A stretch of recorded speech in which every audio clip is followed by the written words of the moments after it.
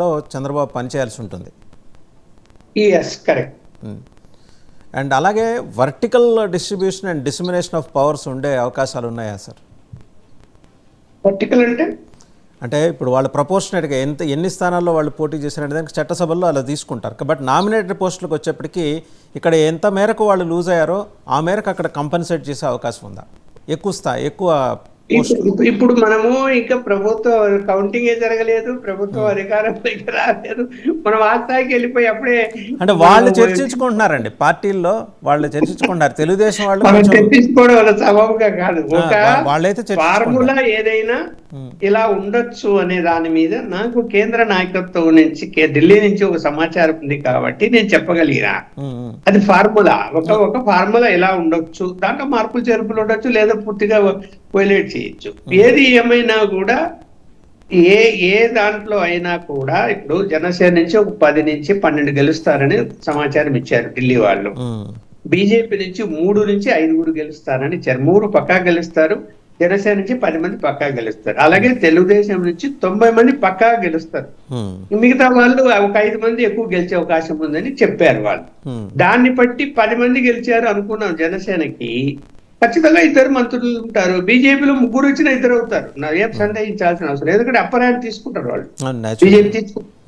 దానికి ఇద్దరు ఒకవేళ ఇద్దరు గెలిచినా 2 మంత్రులు అవుతారు. అండ్ రెండోది సార్, ఇప్పుడు లాస్ట్ టైంలో మాదిరి అదే 2014లో మాదిరి ఒక 20 మందిని 30 మందిని వైసీపీ నుంచి తీసుకునే అవకాశం ఉందా? ఆ అవకాశం ఇప్పట్లో లేదు. ఆ అవకాశం గురించి చెప్పాలంటే జగన్మోహన్ రెడ్డి గారు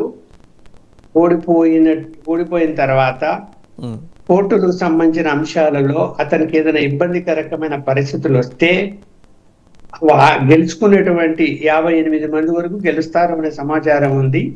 58లో 40 మంది దాకా ఇప్పటికీ బీజేపీ టచ్ లోకి పోయారు. ఎవరు తెలుగుదేశానికి పోరు, అందరూ మూగుమ్మడిగా వైఎస్ఆర్సీపీ ఎల్పీనే విలీనం చేస్తారు బీజేపీలో. అదే అవకాశం ఉంది. చాలా ఎస్టానిషింగ్ సార్. వైఎస్ఆర్సీపీ ఎల్పీనే విలీనం చేసే దిశగా బీజేపీలో అదే జరుగుతుంది. ఒక్కరు ఇద్దరిని తీసుకునే అదే జరగదు. తెలుగుదేశానికి ఎవరు పోరు, అవి చంద్రబాబుని ఎవరు విశ్వసించారు. బీజేపీని నమ్ముతారు, కేంద్రంలో అధికారం వస్తుంది, మనకి సెక్యూరిటీ ఉంటుంది, ఇబ్బంది ఉండదు, చంద్రబాబు నాయుడు వలన కూడా ఇబ్బంది ఉండదు. కాబట్టి బీజేపీకి పోదామనేటువంటి ఆలోచన చేస్తున్నారు. నాకు స్వయంగా ఒక ఆయన చెప్పాడు, వాళ్ళు ఆయన గెలుస్తాడో ఓడతాడో తెలియదు కానీ, కాకపోతే ఏంటంటే ఈ డేంజరస్ పొజిషన్ లో ఉంది వైఎస్ఆర్సీపీ. ఆయన అదృష్టం కొద్దీ అధికారంలోకి వస్తే జగన్మోహన్ రెడ్డి పర్వాలేదు కానీ, దురదృష్టం కొద్దీ రాకపోతే మాత్రము గేమ్ చేంజ్ అయిపోతుంది, తట్టుకునే పరిస్థితి ఉండదు.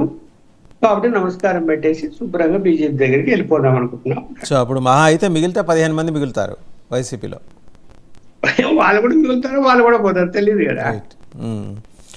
ఒకసారి తెలుగుదేశం సీనియర్ నాయకులు మన జగడం సత్యనారాయణ గారి దగ్గరికి వెళ్దాం. సత్యనారాయణ